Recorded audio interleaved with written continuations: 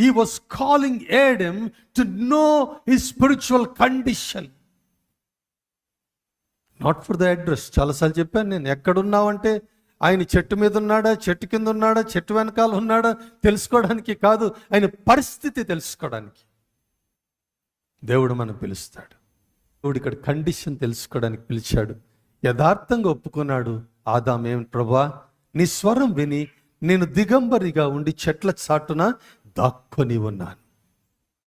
ఆ తర్వాత కొంచెం ముందుకు వెళ్తే 4వ అధ్యాయం 9వ వాక్యంలో, 4వ అధ్యాయం 9వ వాక్యంలో కయ్యూనుని దేవుడు పిలుస్తున్నాడు. హల్లెలూయా. నీ తమ్ముడైన హేబేలు ఎక్కడున్నాడని కయ్యూను అడగగా, నీ తమ్ముడు, ఇప్పుడు నువ్వెక్కడున్నావని అడిగాడు. ఇప్పుడు కయ్యూనుని నీ తమ్ముడు ఎక్కడున్నాడు? God will call you sometime to know the condition of your brother. నీ పొరుగువాని కండిషన్ తెలుసుకోవడానికి దేవుడు నిన్ను పిలుస్తాడు.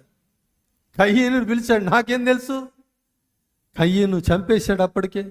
కానీ కయ్యూను నిన్ను పిలిచింది ఆయన సోదరుని యొక్క కండిషన్ తెలుసుకోవడానికి. ఏమో అన్న, నేనైతే పొద్దున్న ఆదివారం టైం అవుతున్నది, గబగబా స్నానం చేసి పరిగెత్తుకొని వచ్చేసాను, నేను టైంకి రావాలని. వాళ్ళేరమ్మా అని అడిగిన అనుకో, వాళ్ళ సంగతి నాకు తెలియదన్నా. వాళ్ళ సంగతి తెలియదంటే కుదరదు.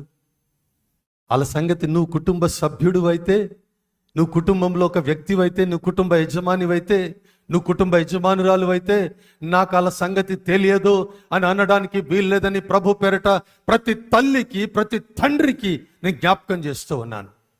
You need to care about your children. ఆయన సంగతి నాకు తెలియదని చెప్పి పరిసయ్యుడు వెళ్ళిపోయాడు. ఆయన సంగతి నాకు తెలియదు, నాకు అక్కర్లేదని చెప్పి లేవీయుడు వెళ్ళిపోయాడు. సమరయుడు మాత్రం పట్టించుకున్నాడు, పరామర్శించాడు, తన వాహనం ఎక్కించుకొని బ్రతికించాడు. దేవునికి మహిమ కలుగును గాక. దేవుడు బ్రతికించే పని మనకు అప్పగించాడని పరిశుద్ధాత్మ దేవుడు ఈరోజు జ్ఞాపకం చేస్తున్నాడు. లేవనెత్తే పని దేవుడు మనకు అప్పగించాడు. పడిపోయిన వారిని అందరినీ కూడా లేవనెత్తే పని దేవుడు మనకు అప్పగించాడు. దేవునికి స్తోత్రం.